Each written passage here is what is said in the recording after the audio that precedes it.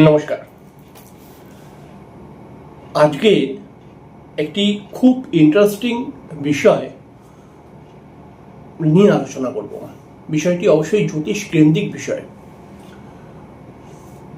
প্রত্যেকটি মানুষ নিজের জন্মছক দেখে কিভাবে বুঝতে পারবে যে তার বিবাহিত জীবনে কোনো সমস্যা আসবে কিনা বা তার বিবাহিত জীবনে ডিভোর্স হবে কিনা। তার জন্য কিছু নর্মাল বিষয় আপনি যদি বুঝে যান, তাহলে আপনি নিজেই কিন্তু একটা জন্মছক দেখে বার করে ফেলতে পারবেন যে আপনার বিবাহিত জীবনটা আলটিমেটলি কেমন হতে চলেছে। আমরা দেখেছি বহু ছেলে বা বহু মেয়ে প্রেম করে, ভালোবাসা করে, একে অপরকে দীর্ঘদিন প্রেম করার পর বিয়ে করার পর 6 মাস, 1 বছর বা 1.5 বছর কাটার পর দেখা যায় সেই দম্পতির মধ্যে সেই পুরুষটি বা এবং সেই মহিলাটি যে প্রেম করেছিল, তাদের প্রেমের যে এত সুন্দর কাহানি রয়েছে, সেটা কিন্তু দেখা যায় অনেক সময় 6 মাস, 1 বছর, 1.5 বছর পরে কিন্তু দুজনের মধ্যে একটা তিক্ততার সম্পর্ক তৈরি হয়ে যায়। অনেক ক্ষেত্রে দেখা যায় এরকম, এবং আলটিমেটলি ডিভোর্স হয়ে যায়। আমরা অনেক সময় দেখেছি যে অনেক ছেলে এবং মেয়ে প্রেম করেছে এবং তাদের প্রেমের যখন গল্প আমরা শুনেছি বা শুনতাম, তখন তাদের প্রেমের এত মধুর গল্প ছিল যে মানে একে অপরকে ছাড়া একদম চলতেই পারতো না। যাই হোক, ভগবানের কৃপায় বিয়ে শাদী করেছে, কিন্তু এই বিয়ে করার 6 মাস পরে যদি এই দুজনের মধ্যে প্রচুর ঝামেলা চিল্লাচিল্লি হয়, তাহলে পরে বিষয়টা কেমন লাগে না যে এত প্রেম ছিল। অনেক সময় ছেলে মেয়েদের প্রেমের কথা শুনে বাবা মা অনেক সময় রাজি হয়ে যায় যে ঠিক আছে বিয়ে কর, তোরা যখন একে অপরকে ভালোবাসিস, তোরা সুখী থাকলেই ভালো। তো বিয়ে করলো। তারপরে বিয়ে করার 6 মাস, 7 মাস, 8 মাসের পর দেখা গেল ওই স্বামী স্ত্রীর মধ্যে এমন ঝামেলা তৈরি হলো, বাবা মা একদম মানে কি বলবো, বাবা মা ভাবছে যে এদের প্রেম ছিল এত 5 বছর 7 বছরের, একে অপরকে এত ভালোবাসতো, কিন্তু বিয়ে করে এরকম হয়ে গেল। 6 মাস 7 মাসের মধ্যে এরকম ঝামেলা, মনে হচ্ছে যে আজকালই ডিভোর্স হয়ে যাবে, এরকম একটা ব্যাপার হয়ে যাচ্ছে। তো সনাতনী বৈদিক জ্যোতিষ মতে আপনি যদি জ্যোতিষকে কিছুটা বোঝেন, তাহলে আপনি নিজেই নিজের বাড়িতে বসে আপনি আপনার জন্মছকটিকে খুলে এক্ষুনি 2 মিনিটের মধ্যে বার করে ফেলতে পারবেন যে আপনার বিবাহিত জীবনে ডিভোর্স হবে কিনা, আপনার বিবাহিত জীবনে সমস্যা আসবে কিনা, আপনার বিবাহিত জীবনটা সুখের হবে কিনা। আলটিমেটলি এটা আপনি ইজিলি বার করে ফেলতে পারবেন। তার জন্য একটি সূত্র আমি আপনাকে বলবো, একটি মাত্র কথা যেটা আপনি মনে রাখবেন। দেখুন, বিবাহ বিচার করতে গেলে বেশ কিছু কন্ডিশন রয়েছে, বেশ কিছু যোগ, বেশ কিছু অনেক রকম দৃষ্টিকোণ থেকে দেখতে হয়। কিন্তু আপনি যদি নিজের বাড়িতে বসেই দেখতে চান যে বিষয়টা কেমন, একটু দেখি তো একটি সূত্র আপনাকে বলবো। এই সূত্রটি আপনাকে কিন্তু অনেকটাই একটা চিত্র নিয়ে এসে দেবে, অর্থাৎ অনেকটাই আপনি বুঝতে পেরে যাবেন যে সামনে বিবাহিত জীবনটা কি হতে চলেছে আলটিমেটলি। তো এর জন্য খুব সহজ একটা টেকনিক বলবো আপনাকে। কারোর বিবাহিত জীবন দেখার জন্য, অর্থাৎ তার বিবাহিত জীবনে ডিভোর্স হবে কিনা, তার বিবাহিত জীবনে সেপারেশনের মতো প্রবলেম আসবে কিনা, তার বিবাহিত জীবনে ঝগড়া শান্তি আসবে কিনা, বা তার বিবাহিত জীবন ভালো কাটবে কিনা, এটা যদি আপনি দেখতে চান খুব সহজ পদ্ধতিতে, তাহলে একটি সূত্রকে আপনি জেনে রাখুন বা মিলিয়ে নেবেন। সেটি কি? সেটি হচ্ছে, প্রথমে আপনি দেখুন যে যেই মানুষটি আপনার কাছে এসছে, সেটা পুরুষ হতে পারে, মহিলা হতে পারে, সেই মানুষটির লগ্ন কি। ঠিক আছে, প্রথমে আপনি দেখুন সেই মানুষটির লগ্ন কি। তাহলে লগ্নের 7ম ঘর, অর্থাৎ সেই জাতকের লগ্নের, যার বিবাহিত জীবনে ঝামেলা ও অশান্তি আছে কিনা এটা দেখতে চাইছেন, তাহলে যার বিবাহিত জীবনে সমস্যা আছে কিনা দেখতে চাইছেন, তাহলে তার লগ্ন কুণ্ডলীর 7ম ঘর থেকে আপনি লিখে নিন কোন রাশি সেটা। লিখে নিয়েছেন, মনে করা যাক যে একজনের কর্কট লগ্ন, তাহলে লিখে নিন তার 7ম ঘরটি হবে মকর রাশি। আপনার হতে পারে যে একজনের ধনু লগ্ন, তাহলে তার 7ম ভাবটি হবে মিথুন রাশি। আবার এরকম হতে পারে একজনের বৃশ্চিক লগ্ন, তার 7ম ভাবটি হবে বৃষ রাশি। ওকে, তাহলে যেই মানুষটির জন্য দেখতে চাইছেন সেই মানুষটির লগ্নের 7ম ঘর কোন রাশি পড়ছে, এটা একটা সাইডে নোট করুন। ওকে, এবারে আর একটা তলায় নোট করুন, সেই রাশির অধিপতি, অর্থাৎ যদি বৃষ হয় মানে বৃশ্চিক লগ্নের সপ্তম ঘর বৃষটাকে নোট করেছেন। এবার বৃষ রাশির অধিপতিকে, এইটাকেও নোট করুন। তাহলে বৃষ রাশির অধিপতি হলো শুক্র, তাহলে লিখুন শুক্র। এবারে দেখুন, যদি কারোর এরকম হয় যে কারোর তুলা রাশি, তাহলে তুলা রাশির সপ্তম ঘরের অধিপতিকে মঙ্গল, তাহলে মঙ্গল লিখুন। প্রথমে লিখবেন মেষ রাশি, তারপরে লিখবেন মঙ্গল, দুটো পয়েন্ট হলো। তাহলে আমরা কি বলতে চাইছি, যে একজন মানুষের বিবাহিত জীবনে প্রবলেম হবে কি না সেটা বার করতে গেলে পারে প্রথমে আপনি দেখুন সেই মানুষটির লগ্নের সপ্তম ঘরটি কোন রাশি।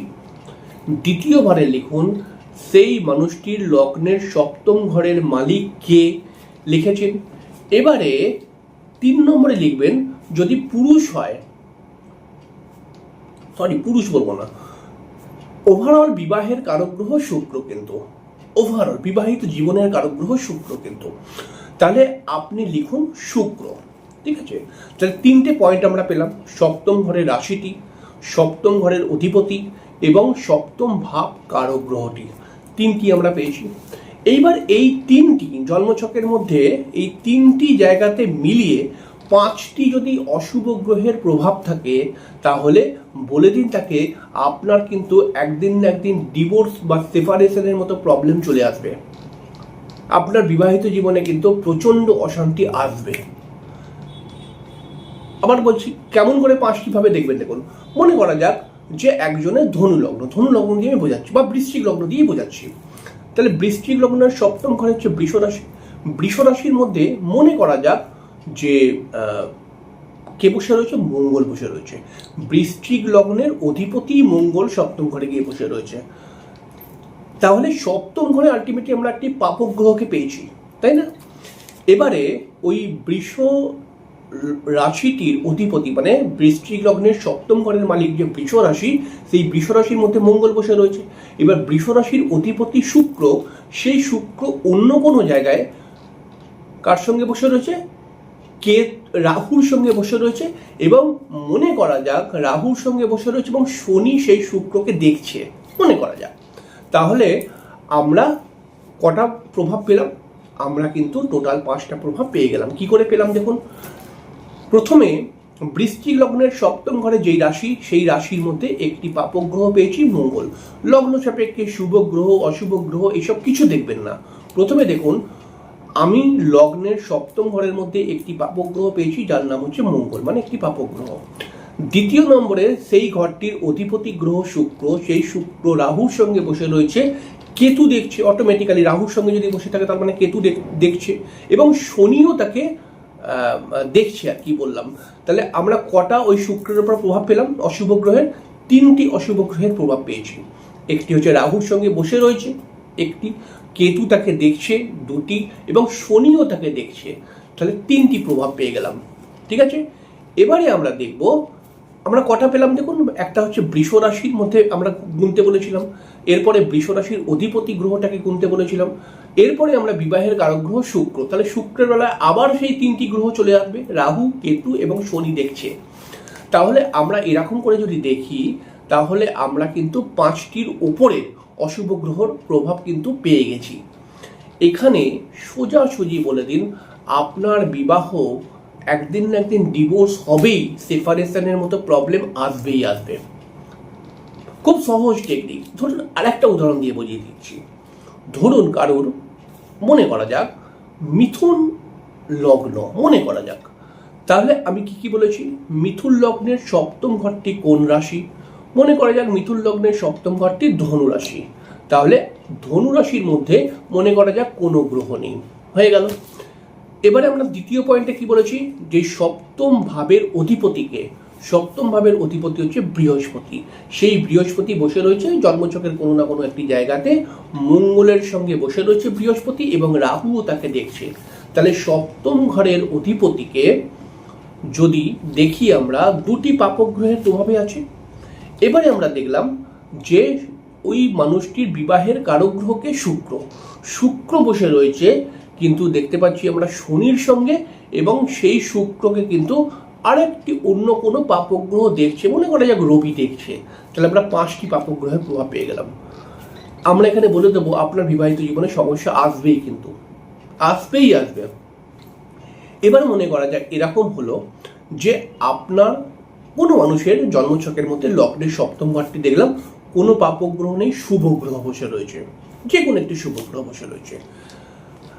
আমাদের যে সূত্র, এই সূত্র কিন্তু তিনটে বেসের ওপরে তৈরি হয়েছে, কিন্তু সপ্তম ঘরের অধিপতি এবং সপ্তম ঘরের ভাবকারক গ্রহ হচ্ছে শুক্র। এই তিনটে জিনিসকে আমরা দেখছি। কিন্তু তাহলে আমরা দেখলাম সপ্তম ঘরের মধ্যে কোনো শুভ গ্রহ বসে রয়েছে। ওকে, সপ্তম ঘরের মধ্যে শুভ গ্রহ, সপ্তম ঘরের অধিপতি একটি পাপক গ্রহের সঙ্গে বসে রয়েছে, আর একটি পাপক গ্রহ দেখছি। তাহলে দুটি পাপক গ্রহ তার মধ্যে প্রভাব দিচ্ছে সপ্তম ঘরের অধিপতির ওপরে। আরেকটা দেখলাম সপ্তম ভাবকারক গ্রহ শুক্র, সেই শুক্রের উপরে কিন্তু কোনো গ্রহের দৃষ্টি নেই।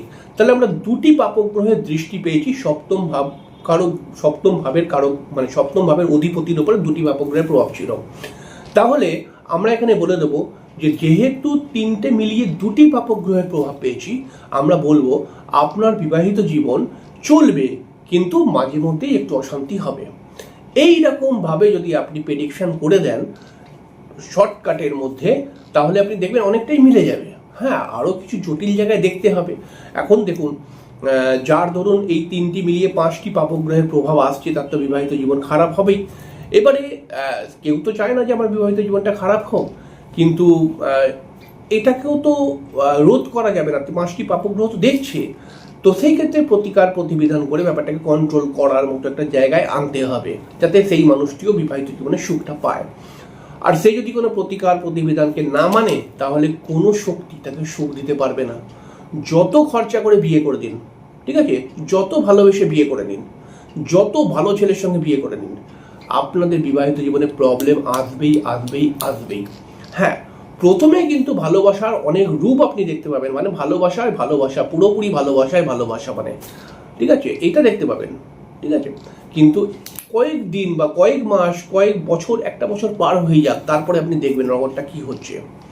এইভাবে আপনি যদি দেখেন, তাহলে দেখবেন ইজিলি আপনি কিন্তু খুব কুইকলি প্রেডিকশন করে ফেলতে পারবেন। আমার কথাটা যদি বুঝে থাকেন, তাহলে পারে কিন্তু প্রেডিকশনটা কিন্তু আপনার খুব একটা কঠিন হবে না। আপনি দেখে নেবেন খুব ইজিলি ভাবে মিলবে কিন্তু অনেক প্রেডিকশন। যাই হোক, পরের দিকে আরেকটি বিষয় নিয়ে চলে আসবো। ততক্ষণের জন্য নমস্কার, অনেক ধন্যবাদ, ভালো থাকবেন।